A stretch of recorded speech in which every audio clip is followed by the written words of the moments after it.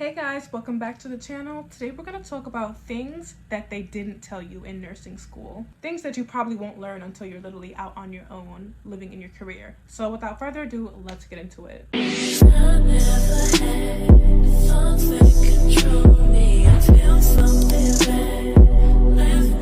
So let's set the layout first and foremost. I've been a nurse for about 6 years now.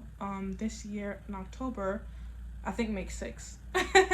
But yes, I've been working on the medical surgical floor since I started and I absolutely love it. Sometimes, I'm not gonna lie, I do think of changing it up. You know, I know that nursing is such a broad field and there's so many different opportunities out there. But as for right now, I'm content being on the medical surgical floor until maybe something else might present itself. The first thing that I learned being a new nurse was that you might get bullied. When they say that the old nurses eat their young, honey, they weren't lying. I remember the first time I get floated, it was to a floor that was still medical surgical, but I didn't know anyone there. I was still getting used to doctors putting in their orders and things of that nature. But I got the hang of it, you know, my preceptor was good, whatever. So I went to the floor, I gave my meds, you know, the shift really wasn't that bad, I couldn't complain. But then it came time to give report in the morning. I was looking at all the nurses and I was a little nervous because, you know, being a new nurse, you're always a little hesitant to give reports. Like, oh my gosh, I hope I say all the right things. I hope I don't mess up. Da, da, da. So when it came time for me to give a report to the nurse for my patients, I automatically saw her expression, and she, as soon as she walked in, she just looked so miserable. She looked so upset. Her face was just frowning, and she was an older nurse, so I thought that she was just gonna be sweet. But honey, she was just looking like, who did it and why? Anyways, I approached her and I started giving her a report, and she was asking me some questions that I didn't know the answer to, and I felt really bad because it's like, man, I wish I knew this, but, you know, I just don't. What do you want me to do? And she was like, and you call yourself a nurse? That's what she said to me. You call yourself a nurse? Ma'am, this is my first day. Okay, literally, it wasn't my literal first day, but I just remember thinking, this is something new to me. This is my first time floating, and that is what you as an older person is going to say to a younger person, not maybe, oh, how about you ask the doctor and inquire about this, because I'm not, like, there are so many ways that you could have gotten your point across without being rude like that, you know? And I didn't cry because, honey, ain't nobody gonna make me cry at work. What? Not me. But I remember just going home and I was just so upset. I was so upset. I'm not gonna lie though, as much as that situation did get me upset, it did push me in a sense to be a better nurse, to question certain things and not take them for granted. Because if a doctor's ordering medication for a patient or a fluid for a patient in that instance, then you should, as a nurse, know why the patient is getting this, you know? You've had the patient for 12 or 8 hours. You should have some type of understanding what's going on with the patient and why they're getting the treatment that they're on. The second thing is that you might get yelled at by doctors. I will never forget. I think it was one of the first few days after orientation, a patient of mine was getting a vancomycin, it's an antibiotic, and there was a trough ordered for that patient. Now, honey, when I first got off my orientation, I thought, oh my gosh, y'all, I was a mess. I literally thought I could remember everything in my head. Like, I knew that there were orders for me to do, but I just thought, you know, I'll do it later. I'll do this later. Honey, no. So when it came time to the trough, I missed it because I forgot. Like, there was so many things going on. I forgot the trough. And the doctor, he approached me and he was just yelling at me. Oh my gosh, you forgot to do the vancomycin trough, but the order was right there. How could you forget? Da-da-da. Again, I did not cry because, you know, ain't nobody at work making me cry. But I just remember feeling like crap because it's like, dang, how did I miss that? Because surely enough, when I went to the computer and looked at the orders, the order for the vanco trough was there and I missed it by a few hours and I felt so bad. But again, because of that situation, it pushed me to be a better nurse. I didn't take that for granted. After every shift after that, I started to write things down. I wrote down my patients. I wrote down things to do, medication orders. At the start of my shift and at the end of the shift, I go through everything to make sure that I got everything. Like, I do not want to miss a thing.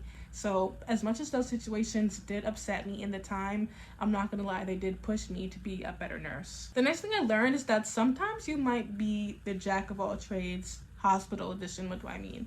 So sometimes we don't have enough staff. Like, I can't speak about your hospital, but my hospital, sometimes we're short on staff and Let's say respiratory might not be available to see your patient. Let's say it's the weekend and the unit clerk or the receptionist, they leave the floor at a certain time early. It's like, okay, now I need to not only do my job and care for my patients, I also have to give this patient respiratory treatments. The respiratory therapist isn't available right now. I have to check the O2 set. I have to do all this. I have to deal with these family members who's coming to me asking me about questions that the unit clerk is the perfect person to answer, but he's not here yet, so I also have to attend to that. I have patients complaining about how it's too hot. I have to call engineering. I have to adjust this. It's just so much things sometimes that you'll have to take on your own. Not all the time, but honestly, I didn't expect being a jack of all trades in the hospital. It's like, I came here to be a nurse. Like, I need these other people to come do their jobs. Like, I need staff accommodation. It can be a lot sometimes. This next thing I did learn in nursing school, and it's to be an advocate of your patient, but sometimes you have to go up the chain of command. So I remember probably like a month ago, I was dealing with a patient, and I remember the patient was on a different service. He wasn't on the medicine service. I think it was under, I don't remember. But I had called the service, and the doctor just kept on giving me like one-word answers. And I was like, hello? And he's like, yes. And he's like, I'm like, yeah, X, Y, and Z. And he's just like, okay.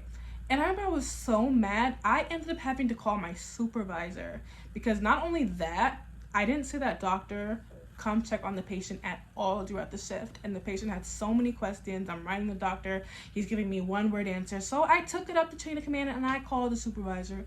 Okay, I did. And the supervisor called him, and lo and behold, she had that same exact interaction. She was trying to speak with him as well, and he was giving these one-word answers. And it's like, listen, I'm done. I'm like, okay, I thought it was just me, because, you know, some doctors don't really think much of nurses. They think, oh, you're just a nurse, stay in your place. But I'm like, if he's talking like this with the supervisor, okay, I know it's not just me. So sometimes you might have to take it up a notch, you know. Initially, they want you to go to the charge nurse and then the supervisor. But honey, I took it straight to the supervisor so she could handle it, because I'm like, you need to come look at this patient. This doctor is just being nonchalant. It's like, you know, I don't like that. You need to come do a better job at looking at your patients and caring after them. Next thing that I learned is that you have to learn to not take things personal. And I mean that in the sense when you are dealing with patients as well, yes, because of course these patients, they're at their weakest moments. Some of them, they're at their most vulnerable, and a lot of them are just projecting onto you the frustrations that they're experiencing, but also at the same time from your staff. Because we all come from different walks of life. We all go through things differently. We all think of things differently. So sometimes at work you might clash with your coworkers on certain things, but you need not to take it personally, because sometimes people just have a lot of things going on up here. And I think I'm gonna leave it at that. I think you can pick up what I'm putting down. Okay? The next thing I learned is that in order to truly take care of other people, you need to make sure that you're taking care of yourself. You need to make sure that you have an outlet once you clock out of your shift, because that emotional toil, that physical toil from your 12-hour or 8-hour shift will literally drain you if you do not. How can you pour from an empty cup? You cannot. You have to make sure that your cup is full and that you are in your best shape in order to effectively take care of other people. And so for me, once I clock out, I come home, I shower. Personally, I'm a homebody, so I love being home in general. I watch one of my good shows. I'll go to the gym and work out. Maybe once in a while, I might go to the mall. You know, I have friends that I talk to, but that's my outlet. You know, I have my husband, but you need to make sure that you have an outlet. What is it that you like to do outside of work? Because a lot of people, you know, we work our 312s, and sometimes some people like to pick up shifts, but doing that all the time can really get to you. Like, I don't think you'll understand the mental toil it is to deal with and some of these patients are so rude. Some of them are so rude, especially their family members. Oh my God, that's another thing. One thing that they don't teach you in nursing school, of course they teach you like the psychology and stuff with patients, but they don't really teach you how to communicate with family or even patients. Like, you need to learn how to bite your tongue and walk away. I think I had made a video on one of my social platforms on how to respectively end conversations when people are being disrespectful to you at work. One example I believe was, okay, sir or madam, this conversation is no longer productive, so I'm gonna walk away now. You know, it's things that I'm still trying to rehearse and practice in my head, because in that moment when I'm just so full of rage, I just want to, but I can't do that. I have to remain professional at all times. And as hard as it gets, that It's what comes with a job. Of course, you're not going to be a doormat and let people walk all over you, but you still need to maintain some level of respect in the workplace. And I'm not going to lie, that's something, I feel like I'm going all over the place, but I hope you're able to stay with me. That's another thing that I had to learn on my own as well. I didn't realize how frustrated or annoying or just easy to anger I could be. I'll say that when it comes to dealing with people in the workplace. I don't know if it was necessarily me. I feel like I'm such an on top of things type of person. I don't like to deal with BS. I don't like to deal with nonchalantness. I'm very much of a team player. And when I see other people who are just so lackadaisy and act like they don't really care, it really bugs me. It grinds my gears and it gets to the core. And so I'm not gonna lie, when I first started out, I used to get into it with like my coworkers. I used to get into it with people from different teams. I'm like, you need to do this, da da da. But my supervisor had talked to me about it a few years ago, and it's something that I really had to sit back and analyze within myself and be like, you know what, you need to calm down because you're really being unprofessional and you could lose your job if you don't stop doing this. And not only that, but you know, you claim to walk a certain way or believe certain things when it comes to your religion, and how are you going to, you know, say that you want to live by this way, but when you come to work, you're treating people and speaking in a way that shows differently. I'm in no way perfect. I'm still a work in progress, but at least I'm able to own up to that. You know, I'm able to own up to my ugly and realize that I'm not perfect and I still have a lot of work to do, quite frankly. Another thing that they don't really teach you in nursing school is to really go with your guts. I'm not sure if I learned that. Maybe some people did, you know, your gut, your intuition. Sometimes when you feel as if something seems a bit odd, a lot of the times it is true. So me personally, you know, before I go on break or just every now and then, I like to round on my patients. And when I notice certain things seem up or they seem to be acting differently than when I first came in or than they were the day before, you know, I write my little notes down.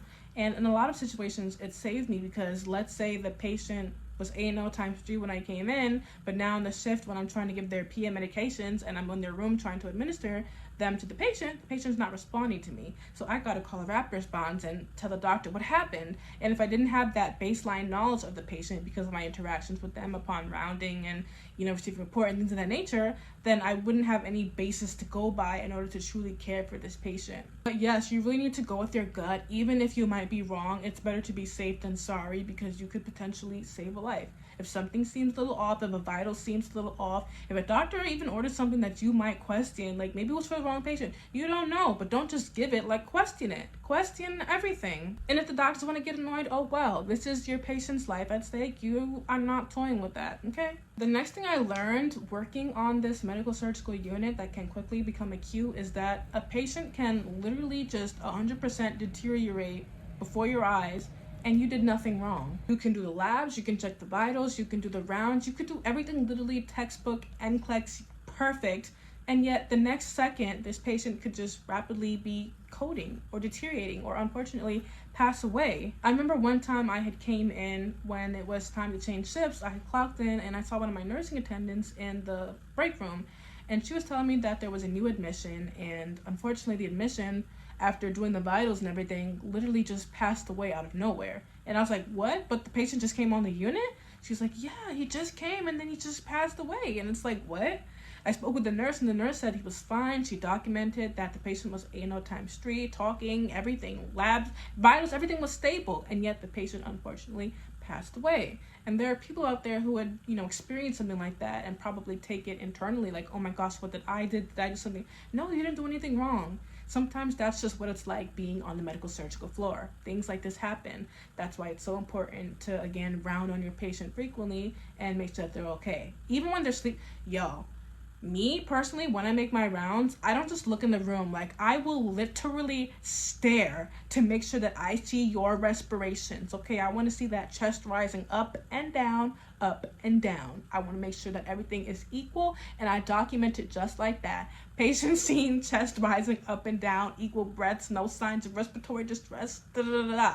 You know, dress it up nicely because I want to cover myself and I want to make sure that my patients are good. And the last thing that they don't really teach you in nursing school is something that I had to learn being out here, is the grass isn't always greener.